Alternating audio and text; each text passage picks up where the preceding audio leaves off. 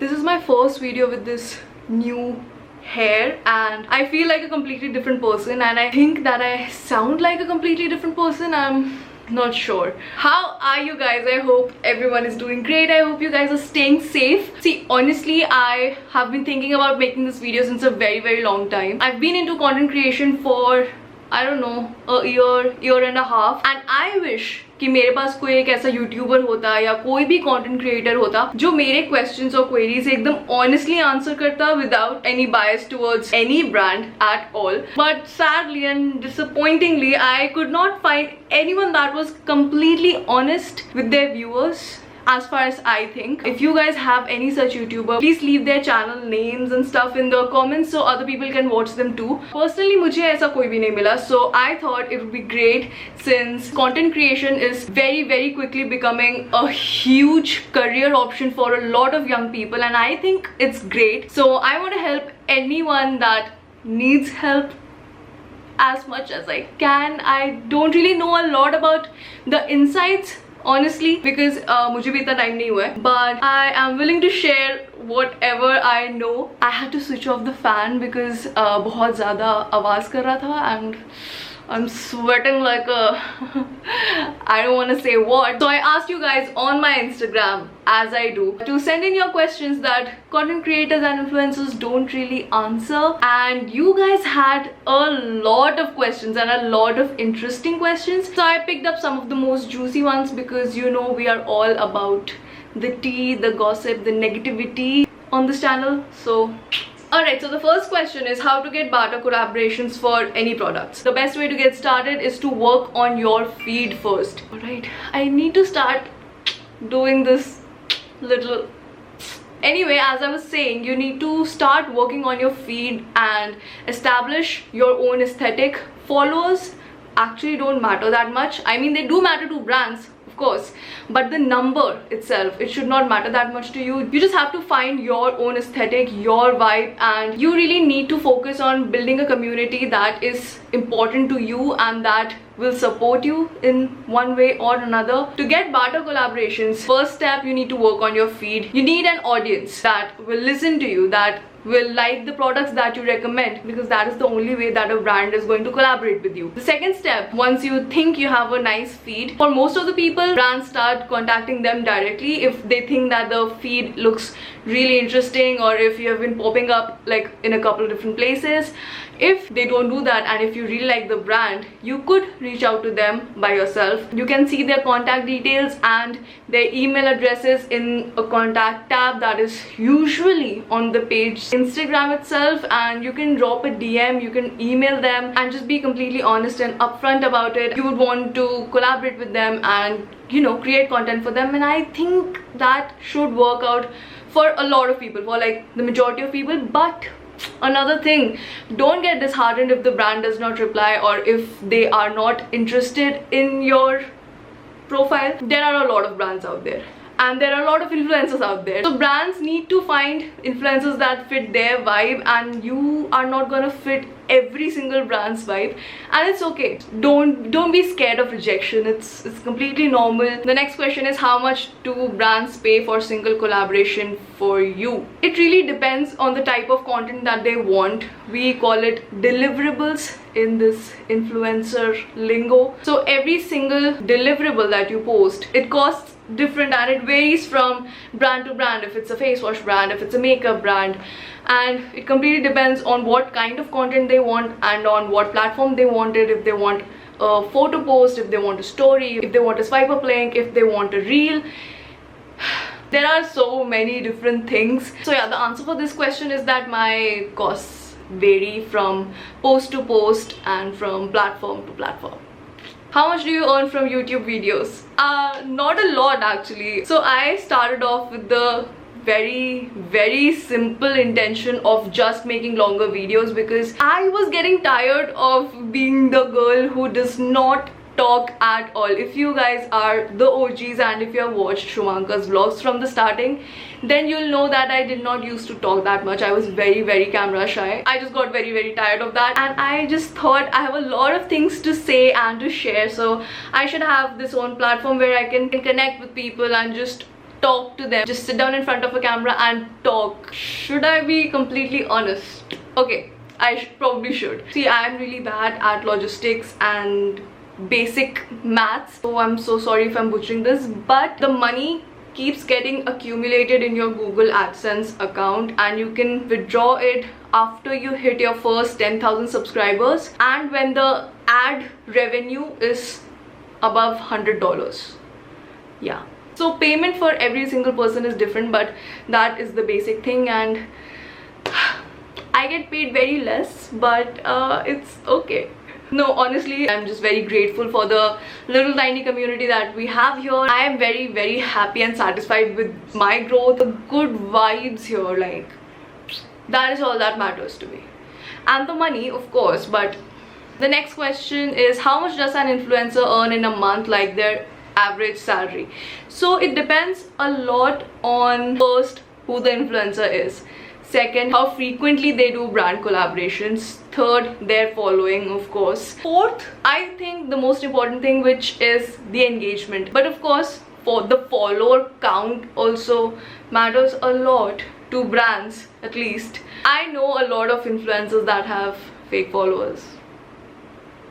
But I mean, it's pretty evident when you look at their follow count and the likes that they get on each post. But some brands, of course, do not really care about engagement. They just see the followers and a blue verified tick, and yeah. An average salary completely depends on who the influencer is. I don't think anyone earns like a fixed amount every single month. Some months are great, some months are just meh. Do you think content creation is a long time thingy? I do think content creation is a long time thing. No matter how old you are, no matter what your gender is, what your race is, what your religion is, who you are, your financial background, literally nothing matters in content creation. You are going to find an audience for yourself. You are going to find people that like watching you. So I think content creation is for everyone, and it is really long term, since we have been seeing a lot of Bollywood movies being released on OTT platforms. So I think content creation is definitely the shit. How do you manage new hash orders and packing and all? I don't think this has ever bothered any of us, because new hash is like our baby and it has been a vision for us since we started dating. So it's something that we enjoy doing. It's honestly such a huge deal for us when people place orders, and when we actually see people wearing our things, it is such a huge deal for us, since we hand pack everything, we pick the fabric ourselves, we send it for tailoring, we design everything ourselves. It is a huge deal for us. Every single purchase matters to us. So I think there's nothing chaotic or stressful about managing new hash or rehash for that matter. This is something that we just wanted to do. This is something that we want to do for the rest of our lives. So any brand you hate so much but need to review because of money. The sole reason that I do not support or endorse a brand that I hate is simply because I have the option not to. I want you guys to understand something. I have a couple of streams where I can earn from things that can sustain me. So being completely honest, I have not come across a brand that I completely hate and that I had to do because of the money. Every brand does hits and misses, and some products are great, some are not. And honestly, when a brand sends you products to review or to make a video on, or if it's a sponsored video, all they ask you to do is tell your audience the main ingredients and how to use it, the instructions and stuff like that. If I'm being completely honest, I would never lie to you guys and tell you that a product is amazing when it is actually really bad. But would I create videos for them, and would I tell you guys like the main ingredients and stuff like that? And any influencer that says that no, we are not going to do this, I'm only going to collaborate with brands that I personally like. Guys, do you think Alia Bhatt uses Maybelline? And I think that we should just remove the stigma around it, because content creation is a great way to make money, but like, we need to stop lying to other people. It's just, do you get paid for the brands you shoot, or everything is on collaboration? So every video that you see with the hashtag ad is paid, but a lot of other posts that you don't see hashtag ad on is in collaboration. And by collaboration, I mean they send their clothes and they expect a photo or a reel in it. I have nothing against barter. I love working with small businesses. That is my favorite thing about my job, that I get to uplift and work with other small businesses, since I myself own one, so I understand how much love goes into owning a small business. So I think it's my favorite thing of all times. And of course, if it's like a huge multi-million company or a corporation that's reaching out, I will obviously charge them. If number of viewers are decreasing, does this affect your mental health? First off, I am really happy that we are able to talk about stuff like this, that we are able to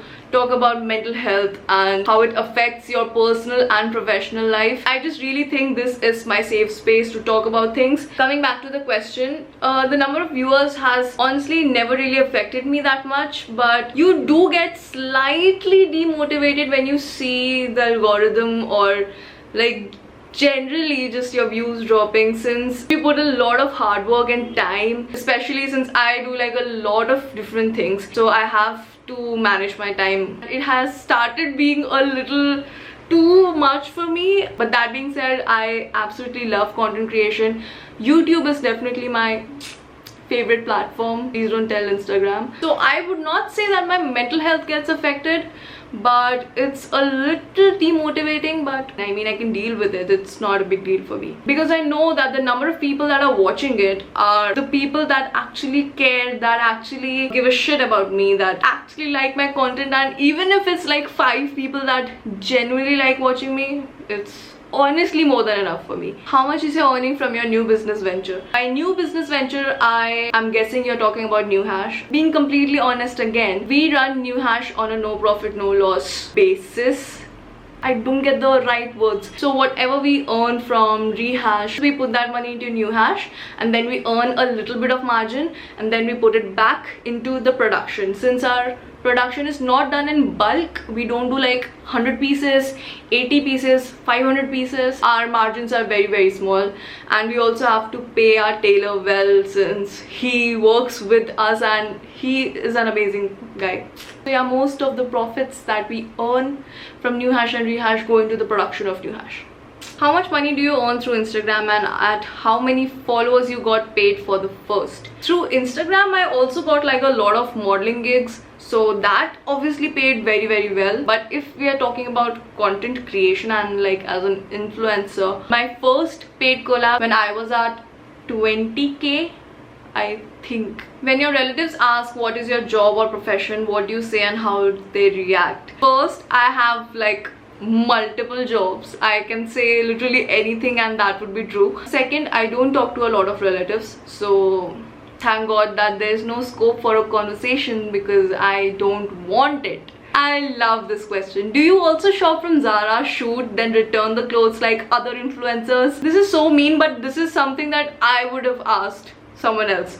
Like, for sure, this is something that I would write. Shopping from a place that has return policy and then returning the clothes is the most disgusting thing to do ever. First off, you are creating unrealistic expectations for your viewers, because they think that it's okay to buy 7-8 clothes from Zara every single week, when it's not. Zara is expensive, and it's fine to buy one staple pair of jeans and wear it for like 2 to 3 years in every second outfit. I mean, even when influencers are glorifying and normalizing repeating your clothes, they are repeating clothes that are worth like 7,000 per piece. Like, who is going to afford that? I would much rather wear something that is either like a very cheap but fancy piece that I can wear one time and like discard it, or I would invest in a smart piece that is basic and that is worth it. Maybe like jeans or a white shirt or a blazer. Wearing clothes and then returning them to the store is like too many influencers already in the business, but I also want to do something. Is this a bad time? It is never a bad time to get started. Trust me on this. I am still getting used to the idea of being a content creator. It does not come naturally to me. I have to force myself to click pictures and shoot videos and stuff like that, but the more that you do it, the more you start enjoying it. Just as I said earlier in this video, there is an audience for every single thing. Just start doing what you love. Just start it for the love of creating content, and not for viewers and for collabs and for a huge following, because that thing is not sustainable. That is just going to tire you out more than a 9 to 5 job. Seen a lot of influencers saying bad stuff and shading barter collabs. Your opinion? It depends on what the situation is, right? There are little multi-millionaire companies that expect people to just work with them because they are a huge brand name. But I mean, if you expect people to create content for you, then you should actually have like the money ready to pay the influencers. Agree or not, influencers actually bring in a lot of traffic to brands, and that traffic, even if 1% of it gets translated into business, you are earning from that. If you are earning from a video, then why wouldn't you pay the original creator that put in all the hard work behind it, you know? I understand that shading those kind of barter collaborations that come from like huge companies that are just trying to exploit creators, that I completely understand. But what I don't understand is how influencers expect every single brand to pay them. Like, I mean, it's fine. I personally think influencers won't even drink out of like a Bisleri bottle without hiding the Bisleri name because Bisleri hasn't paid them. That is a little too much, because that is when you start being dishonest with your audience, and you just cannot share anything without it being a collaboration.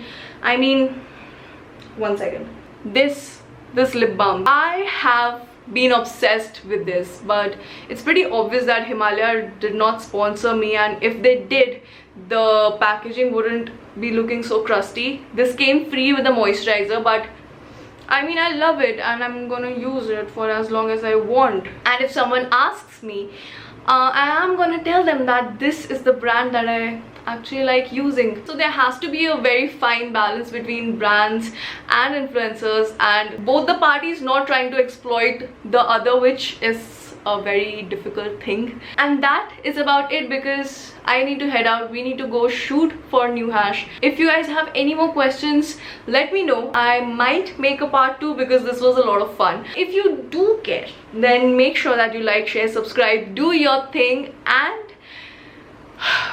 thank you guys for all the love and support. Means the world to me. You guys mean the world to me, and I'll see you guys the next time. Bye.